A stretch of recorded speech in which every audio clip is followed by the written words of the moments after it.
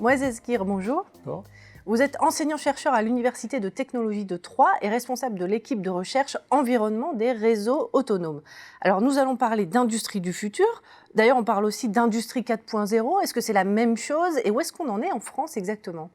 En France, on parle d'industrie du futur et donc l'idée d'industrie du futur a émergé en fait à partir de septembre 2013 avec la création de la Nouvelle France industrielle, donc avec 34 plans finalement pour relancer cette industrie en France. Ensuite, en juillet 2015, il y a eu l'Alliance de l'industrie du futur, et donc c'est là qu'on retrouve le terme industrie du futur, qui a été créée pour transformer justement l'industrie existante, développer et accompagner donc, les PME, les ETI et les différentes filières du territoire.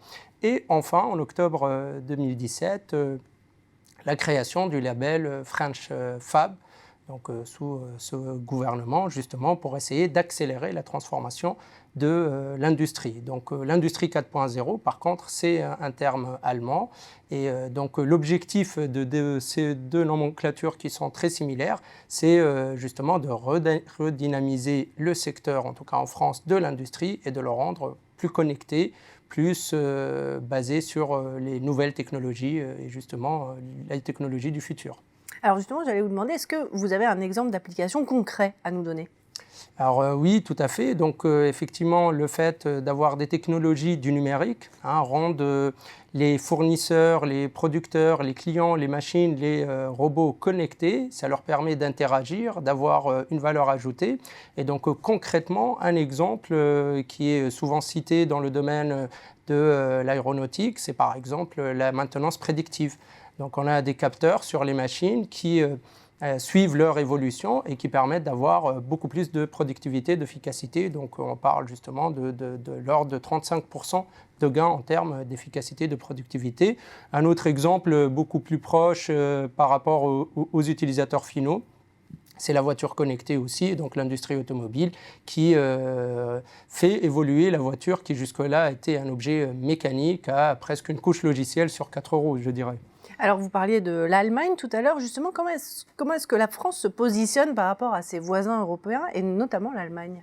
Alors, la France a eu du retard justement sur l'industrie, typiquement sur tout ce qui est le stock de robots mécaniques. Par exemple, sur les chiffres de 2014, la France était à un stock de 33 000 robots par rapport à l'Allemagne qui était à 199 000.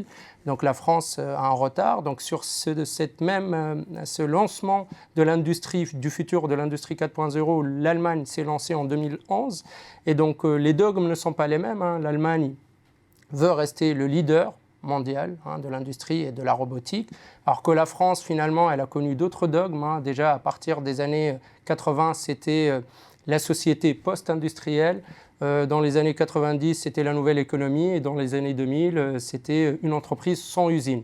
Donc finalement, ce qui arrive là, et d'où la différence de nom, l'industrie du futur, c'est vraiment pour essayer d'apporter les nouvelles technologies dans l'industrie et non pas reconstruire les usines de l'époque de la 3e révolution industrielle. Là, c'est la 4e révolution industrielle.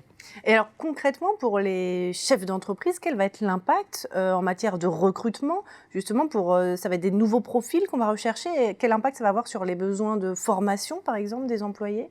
Alors tout à fait, déjà la France fait le choix d'axer cette industrie du futur vers l'homme, autour de l'homme, centrée donc autour de l'homme, et donc se baser sur ses compétences justement à dispenser des formations sur les nouvelles technologies comme le big data, comme l'Internet des objets, justement parce qu'on a besoin de nouveaux profils, parce que l'usine connectée doit permettre d'avoir un accès à Internet, d'avoir plus d'efficacité, plus de productivité par rapport à toutes ces nouvelles technologies, l'intelligence artificielle par exemple. Et donc la France veut être parmi les pionnières dans ces domaines-là et les appliquer au niveau de l'industrie.